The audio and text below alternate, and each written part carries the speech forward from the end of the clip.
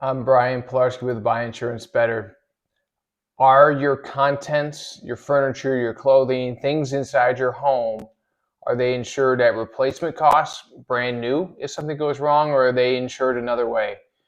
Depreciated, actual cash value. How do you know? You need to look at your policy. On the screen, I have a quote for a condo policy, my own. And it's a few pages here, one of three. The annual premium's $1,000.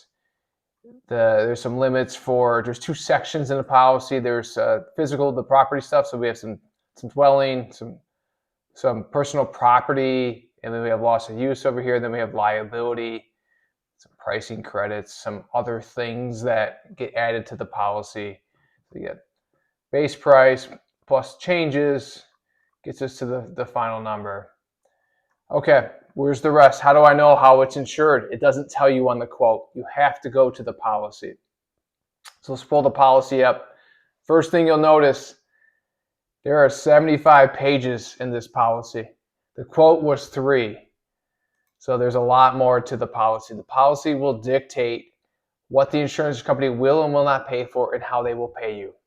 So the first thing to look for when you're trying to answer the question, is my stuff insured for brand new replacement, or is it insured a different way? Will they pay me differently? First, you got to make sure that they're going to cover your property. So in the policy on page 16 of 75 pages, I found in my policy that the insurance company, meaning we, will pay for physical loss to cover property. Cover property is defined as personal property owned by or used by me, the insured, anywhere in the world.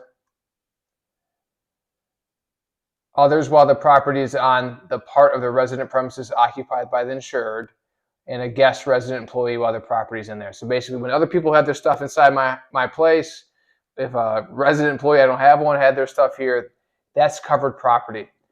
So it tells me what's not covered. How do I find out how they would pay me? So I have coverage for my personal property. If you remember the quote, the limit for me was $200,000.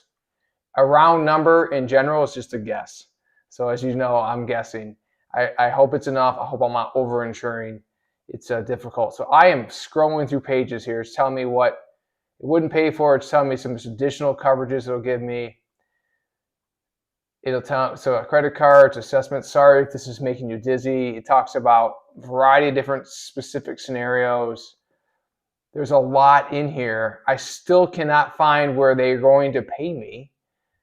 How they are going to pay me for my personal property. The term I'm looking for is loss settlement or valuation.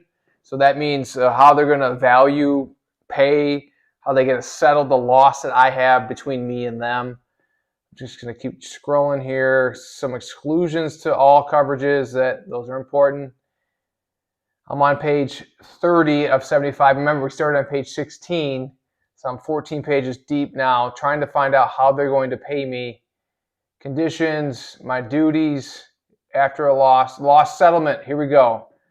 Page 32 of 75 talks about their condition of loss settlement.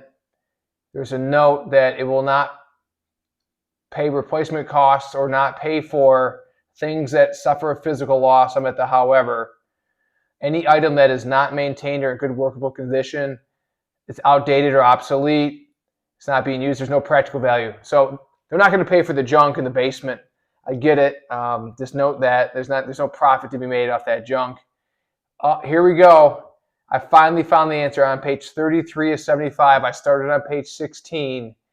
We, meaning the insurance company, shall pay no more than the least of the following amounts: the cost of replacement at the time of loss, the full cost of repair, or any special limits in there. So there's sub-limits or limitations or things that are above and beyond. So again, the least of replacement or repair. So let's talk about furniture. Some furniture, when it's damaged, can be repaired. The repair may be less expensive than brand new. I think we would all want new, but if it's less expensive, that's the insurance company's obligation. Vice versa, sometimes there is furniture that we really love it and we don't want new. We rather have it replaced.